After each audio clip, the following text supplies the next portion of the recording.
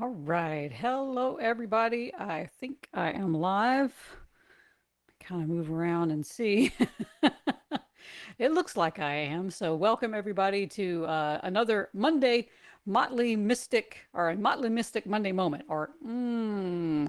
These are little videos that are designed to help you through your week to give you a new spiritual practice or a new spiritual tool that you can try out to see how it can help you connect more effectively and efficiently to your true divine self and to live into your authentic self and into your integrity. And so this week, I'm calling this No More Words, and it is based on a lesson from the Course in Miracles uh, daily workbook. The course has a workbook with 365 lessons, and this comes from lesson 296 of A Course in Miracles. And it says that the main idea for that lesson is the Holy Spirit speaks through me. Now, many years ago, I wrote a column for a website called Religion Dispatches. It's still up there, and I had a whole lot to say about the topic of religion and politics. And one day, my editor asked me to write a piece very quickly. They needed something very quickly. It was some breaking anti-gay news. Some celebrity known for making anti-gay statements and actions had done another one, and I produced that piece in like 30 minutes. And a fellow writer remarked, "Wow, you are a machine." And well, at that point, I was. I really could churn out the commentary criticizing all of the opponents of liberal ideas and causes in a New York minute. If you needed a 30-second piece in 20 seconds, I was your girl. So I had a lot to say, and I had a lot of grievances to offer. But now I've been a student of A Course in Miracles for probably more than 3 years, probably four. And what I find these days is I don't have a lot to say about those who oppose the things that I believe to be right and true. And it's not that I am not dedicated to my causes anymore. I am, and probably even more so than I was before. But what I learned is this, and I learned this as a student of A Course in Miracles, which tells you you can have a grievance or you can have a miracle. I mean, there's a part of me that still wishes that I was that machine that could churn out all that cutting critical commentary. But there's a higher part of me that really understands now that if I fill the world with all of these grievances, I'm not going to be able to not just be a conduit for miracles, I'm not going to get miracles for myself. And my causes, they haven't changed, but instead my perception has. And that's what a miracle is, a change in perception. But I no longer see those opposite me, those I've considered enemies or those with wrong ideas. I don't see them anymore as my enemies. Instead, I just see them as people like me who are all just caught up in this ego's illusion. They, like me, they're driven by their ego, and their ego tells them they got to fight for what they believe in. And the fighting looks like tearing down the other side, or the other side, even perceiving an other side, demonizing and dehumanizing them, shaming them, marginalizing them, basically doing unto them what we feel they have done to us. And this, my friends, is not how we save the world. Grievances only beget more grievances, and the miracles that surely can save this world, they just all get deflected while we're just having our little grievance party. And I don't want to be part of that system anymore. But I do want to continue to speak out. But I want to be speaking out for love instead of speaking out for fear. Now, when I speak, I try to do it more deliberately. I try to be more thoughtful. I try to be more intentional. And hopefully, when I do eventually speak out, or whatever I eventually write, comes not from my ego's fear or grievances, but from my true divine self, from that Holy Spirit that I am allowing to speak through me, getting my ego out of the way. In lesson 296 in the workbook from the Course, it says the Holy Spirit needs our voices. We are not here to be silent when there is suffering and injustice going on in the world, but we are to listen closely for the words and actions that we can say, the things that we can do that cause the suffering to cease, not to increase. When we speak and we act out of our integrity from our true divine self that is nothing but pure holy love, then we allow that love to come through us and persuade the world through us. That's what this lesson says. And we have a choice. We have a choice in which voice we can channel in this world. We have free will. We can be the spokesperson for the ego, or we can be the spokesperson for the Holy Spirit. The ego, you can tell which one you're in because the ego is only going to broadcast fear and anger and criticism and hatred and grievance. The ego talks about how unfair the world is, how evil and how wrong others are, and how they need to be taken out or defeated in some way. The Holy Spirit's message is the only one that will broadcast love. It understands that every lifted grievance is a call for a loving response. It's either love or a call for love. And that loving response will unify us instead of divide us. It will see the common suffering that each human is experiencing, even if our views may be polar opposite on things about the world. Our suffering is what is in common.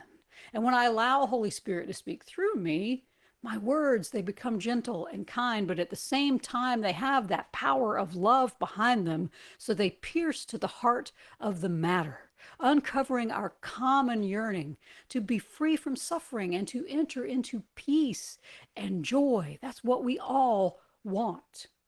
I have talked far too long for the ego, and it got me nothing but kudos from those who agreed with me and scorn with those who disagreed. Nobody's mind was ever changed on all of the great and wonderful, amazing arguments that I put forth.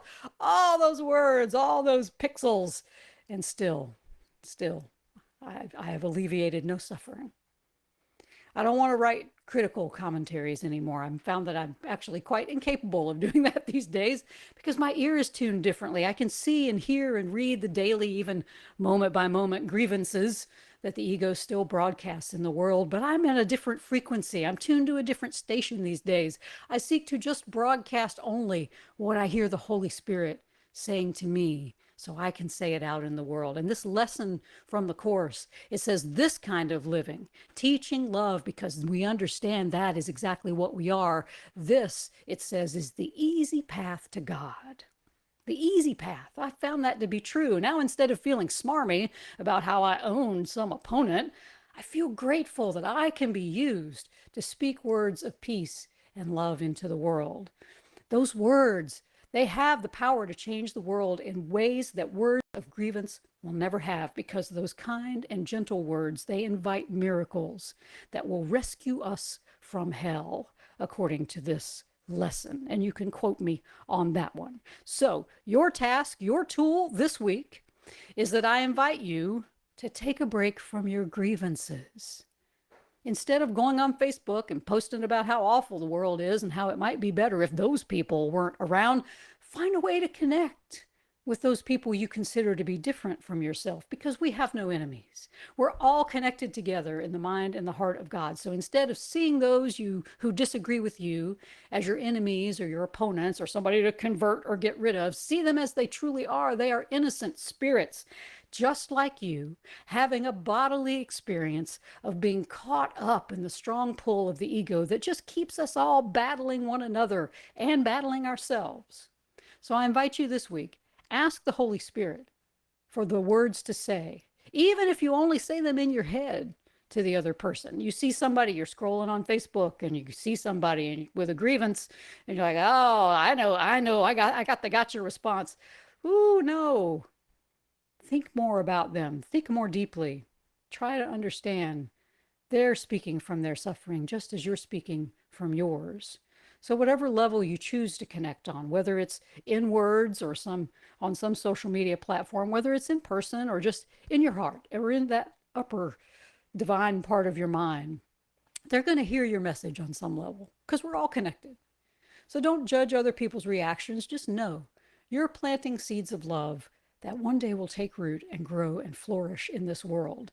If we become transformed people, then we transform the world in ways that we just don't even think are possible. It will be miraculous because we become, as we use these practices to transform ourselves, then we transform the world. And a transformed world is the world of love instead of fear. So I invite you this week, practice being willing, just be willing to see the best in everyone, even just a little willingness to cut each other some slack and realize we're all doing the best that we can right now with what we have right now. Let that realization just soften your heart for a minute, because we really are powerful, my friends. We have the power to either damn this world or set it free. And in those moments when you find yourself damning it, I invite you to just pause, breathe deeply, and just choose again. Because your little willingness to allow yourself to see this differently, to see the world in a different way, it will allow the Holy Spirit to rescue all of us from hell and find that easy path to God together. So that's what I invite you to do this week. Put aside your grievances. I mean, and everything's a grievance. You know, somebody turning in front of you, that's a grievance. There you go. You're having a grievance. Try to see people as they are. We are all one in the mind and the heart of God. We're all just spirits having this bodily experience. So let's cut each other some slack. Let's give up our grievances so we can have more and more miracles. And if you want more information and tools like this, I invite you to subscribe to The Motley Mystic on Substack. So it is substack.motleymystic.com. No, it's motleymystic.substack.com. I didn't write it down, but that's it. I will post a link so you will have it. So it's motleymystic.substack.com. It is free to sign up for most of the content. Those who are paying subscribers are getting a free preview of the book I'm writing called Living in the Great Wide Open, about having an open heart in the world. So either free or paid, please join us over at The Motley Mystic at motleymystic.substack.com. Thank you so much for spending a few minutes with me today. And if you try out this tool and you want to tell me how it goes, please just put that in the comments or subscribe to Motley Mystic and let me know over there. All right. Thank you so much. Everybody have a great Monday. I love you so much. And we will do this again coming up next week.